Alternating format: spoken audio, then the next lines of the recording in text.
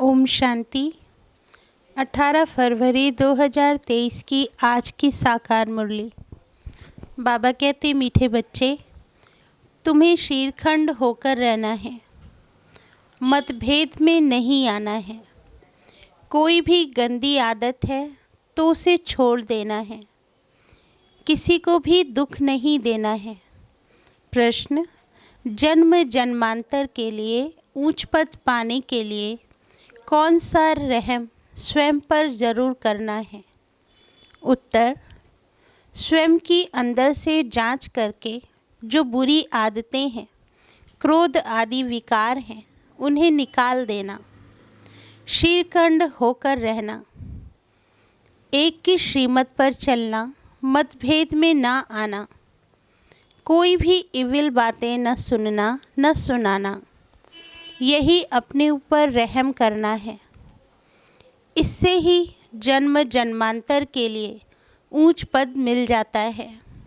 जो अपने ऊपर रहम नहीं करते वह 21 जन्मों के सुख को लकीर लगा देते हैं। गीत ओम नमो शिवाय। ओम शांति। बाबा कहते, शिव बाबा की महिमा बच्चों ने सुनी। यह महिमा कौन करते हैं और कौन जानते हैं? सिर्फ ब्राह्मण कुलभूषण अर्थात नई मनुष्य सृष्टि की संप्रदाय, जिन्हें परमपिता परमात्मा ने अपना बनाया या जन्म दिया है, वही जानते हैं। क्योंकि पहले पहले इस सृष्टि में वही ब्रह्मा द्वारा जन्म लेते हैं। जैसे तुमने पहले पहले जन्म लिया है परमपिता परमात्मा से, तो वह है सभी का सहायक, सारी दुनिया का सहायक, सभी दुख दूर करने वाला है। मनुष्य बहुत दुखी हैं क्योंकि अभी है कलयुग का अंत, तो सभी का सहायक बनते हैं। फिर भी अक्षर है ना, आम और खास, तो खास भारत का है।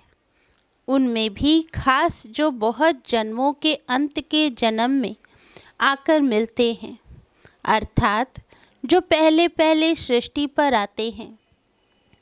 तुम बच्चे जानते हो तो कैसे सबका सहायक आकर बनते हैं।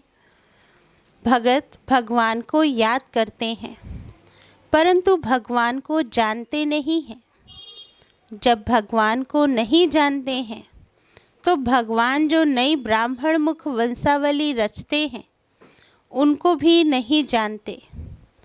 परमपिता परमात्मा आकर पहले पहले ब्राह्मण संप्रदाय रचते हैं, वह कोई को पता ही नहीं।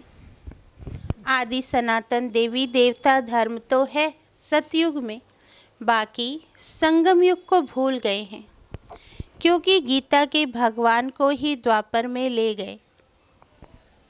सतयुग के आदि और कलयुग के अंत के संगम का किसको पता नहीं है।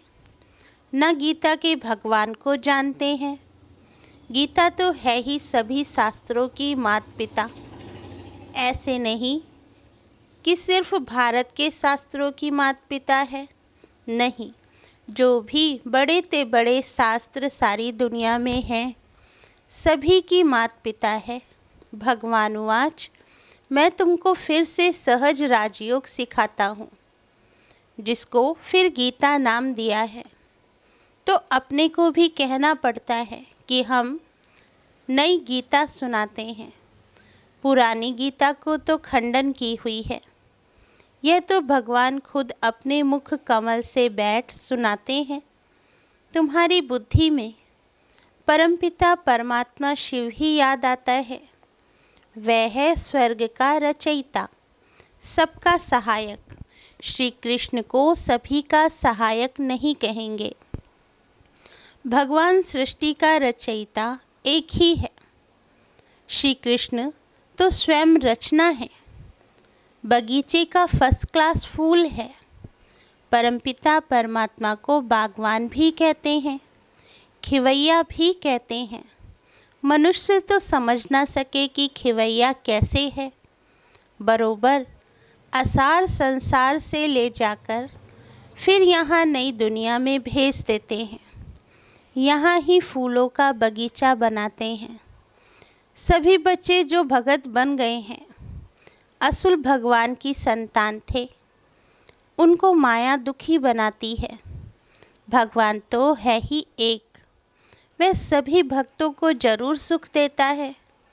कोई भी किसको सुख देता है तब उनको याद करते हैं। स्त्री पति को अथवा बच्चा बाप को अथवा दोस्त दोस्त को याद करते हैं। जरूर उसने सुख दिया होगा। भाई से भी दोस्त प्यारा होता है क्योंकि सुख देते हैं, तो सुख देने वाले को ही याद किया जाता है। अभी सारी सृष्टि के मनुष्य भगत हैं। मनुष्य के ही 84 जन्म गाए हुए हैं। कुत्ते बिल्ली के 84 जन्म नहीं कहेंगे। गाया भी गया है कि आत्मा परमात्मा अलग रहे बहुकाल। इस समय मेला होता है। परमपिता परमात्मा सभी बच्चों के बीच आते हैं। महफिल लगी हुई है ना। एक होती है सुख की महफिल, दूसरी होती है दुख की। सतयुग में है सुख की महफिल, यहाँ तो दुख ही कहेंगे। कोई मरते हैं तो भी दुख की महफिल लग जाती है।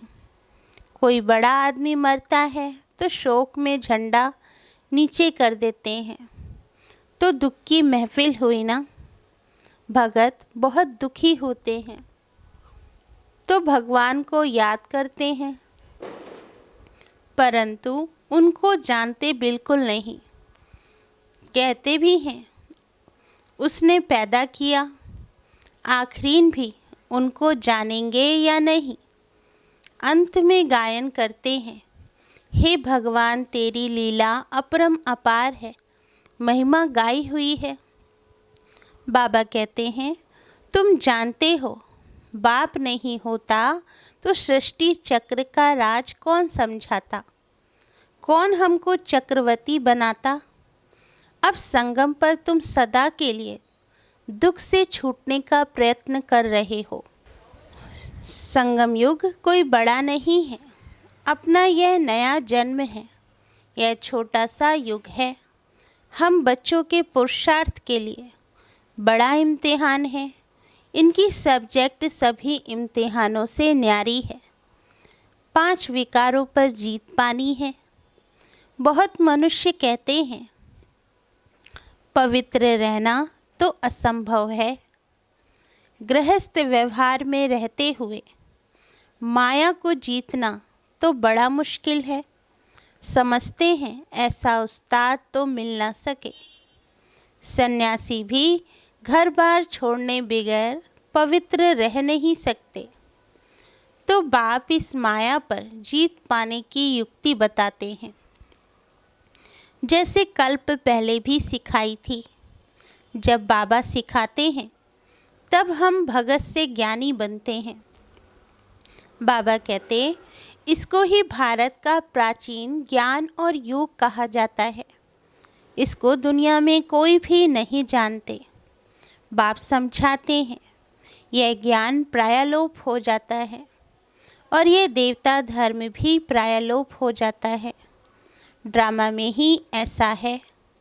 जब प्रायलोप हो जाए, सृष्टि दुखी हो, तब तो भगवान आकर फिर से स्थापन करे।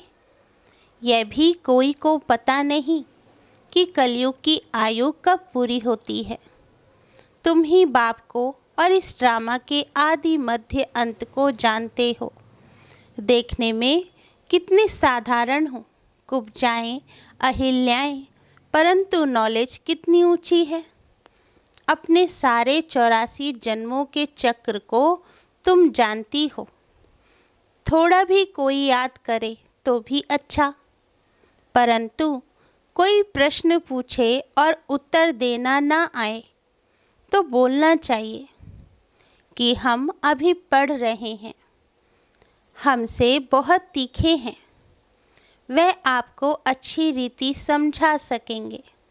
अपना अहंकार नहीं रखना चाहिए। कह देना चाहिए हमारी बड़ी बहन जी बहुत तीखी हैं। आप फिर कोई समय आना तो वह समझाएंगी। समझो, कोई ऐसा प्रश्न निकलता है तो तीखी भी उसका उत्तर नहीं दे सकती, तो बोलना चाहिए हम सब पढ़ रहे हैं, अंत तक पढ़ते रहेंगे, गुह्य से गुह्य नॉलेज सुनते रहेंगे। यह पॉइंट अभी हमको समझाई नहीं गई है। यह तो ज़रूर है, इतना समय जो पढ़ा है तो ज़रूर अजुन गुह्य पॉइंट रही हुई है जो सुनाते रहेंगे। स्कूल में भी धीरे धीरे पढ़ाया जाता है, ऐसे थोड़े ही एक ही दिन में सारी नॉलेज मिल जाती है। वैसे यहाँ भी पढ़ाई में, योग लगाने में, आप समान बनाने में समय लगता है। बाप दिन प्रतिदिन सहज कर समझाते हैं, भगवान एक है, उनको ही सब याद करते हैं, भगवान ही हेवन स्थापन करते हैं। तो ज़रूर देवता बनाने के लिए संगम पर ही राजयोग सिखाएंगे। तो मैनर्स भी अच्छे चाहिए। जब पाप खत्म हो तब तो विजय माला का दाना बने, टाइम लगता है। यह है सुहावना संगम का मेला। समझाना है सारी दुनिया के मनुष्य भगत हैं, साधना करते हैं भगवान के लिए कि वह परमात्मा आकर सभी को वापस ले जाए, मुक्ति जीवन मुक्ति का ज्ञान दे देवे, देवता धर्म की स्थापना करे। सन्यासी तो समझते हैं सुख कागविष्टा समान है, सो तो जरूर इस दुनिया का सुख ऐसा है, परंतु क्या भारत में कभी सुख नहीं था? सन्यासी तो पसंद करते हैं मुक्ति को, वे कभी जीवन मुक्ति का ज्ञान दे न सके। भगवान को ही आकर राजयोग सिखाना है, सन्यासियों को नहीं सिखाना है, क्योंकि वे कोई आदि सनातन देवी देवता धर्म स्थापन नहीं करते हैं। अभी सब कहते भी हैं कि एक मत हो, परंतु इस दुनिया में तो एक मत हो न सके। अथा मतें हैं, माता पिता भाई बहन काका मामा आदि सभी अनेक मत देने वाले हैं। अब उन पर नहीं चलना है, एक की ही श्रीमत पर चलना है। भगवान आकर एक श्रीमत देते हैं तो फिर एक की मत की राजधानी हो जाती है। देवी देवताएं सदैव शीरखंड रहते हैं, यहाँ तो बहुत लड़ते झगड़ते रहते हैं। शास्त्रों में भी है कि कौरव पांडव दिन में लड़ते थे, रात को शीरखंड हो जाते थे। यहाँ भी बच्चे समझते हैं कि हमारे में क्रोध का अंश आ गया है। बाबा, हम आपसे माफ़ी मांगते हैं, तो तुमको भी देखना चाहिए सारे दिन में किसको दुख तो नहीं दिया, किसके मतभेद में तो नहीं आए, किससे इविल तो नहीं बोला जिससे कोई को दुख हुआ हो। इविल तो कभी नहीं सुनना चाहिए। ऐसा कुछ देखा सुना तो बाप को बतलाना चाहिए। बाप ही बच्चों को सब समझाते हैं, नहीं तो आदत पक्की हो जाए।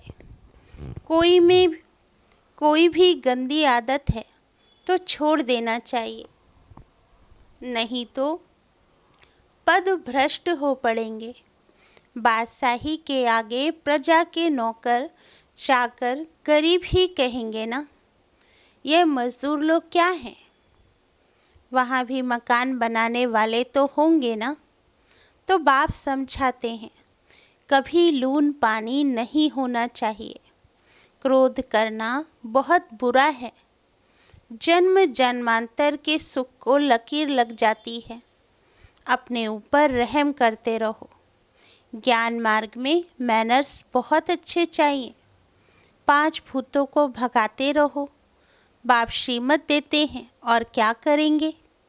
बहुत लिखते भी हैं कि बाबा हमारा क्रोध छूट गया है, बीड़ी पीना आदि गंदी आदतें छूट गई हैं, तो गोया अपने पर रहम किया ना।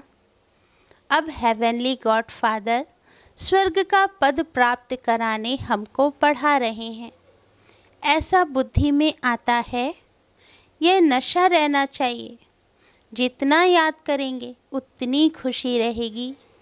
भल भगवान को सभी तो जानते नहीं, परंतु ना जानते भी कल्याण तो सभी का होना है। सभी को ये पता पड़ जाए कि भगवान आया है तो यहाँ भीड़ मच जाए। चींटियों मिसल आकर इकट्ठे हो, मिल भी ना सके, इसलिए बड़ा कायदे से यह ड्रामा बना हुआ है। अच्छा, मीठे मीठे सिकिल दे बच्चों प्रति माता पिता बाप दादा का याद प्यार और गुड मॉर्निंग। रूहानी बाप की रूहानी बच्चों को नमस्ते। धारणा के लिए मुख्य सार। फर्स्ट पॉइंट, ज्ञान और योग सीख भगत से ज्ञानी तू आत्मा बनना है।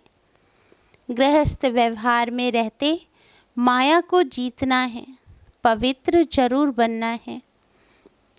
सेकंड पॉइंट, ज्ञान मार्ग में बहुत अच्छे मैनर्स धारण करने हैं। बहुत बहुत मीठा निरंकारी बनना है। इविल बातें नहीं बोलनी है, मतभेद में नहीं आना है। वरदान दिया बाबा ने, समेटने की शक्ति द्वारा पेटी बिस्तरा बंद करने वाले समय पर एवर रेडी भाव। वरदान का सार। एवर रेडी उसे कहा जाता जो समेटने की शक्ति द्वारा देह के संबंध, पदार्थ, संस्कार सबका पेटी बिस्तरा बंद करके तैयार हो। इसलिए चित्रों में भी समेटने की शक्ति को पेटी बिस्तरा पैक किया हुआ दिखाते हैं। संकल्प भी ना आए कि अभी यह करना है, यह बनना है, अभी यह रह गया है। सेकंड में तैयार, समय का बुलावा हुआ और एवर रेडी। कोई भी संबंध व पदार्थ याद ना आए। स्लोगन, परमात्मा के गुणों और शक्तियों को स्वयं में धारण करना ही महान तपस्या है। अच्छा, ओम शांति मीठे बाबा।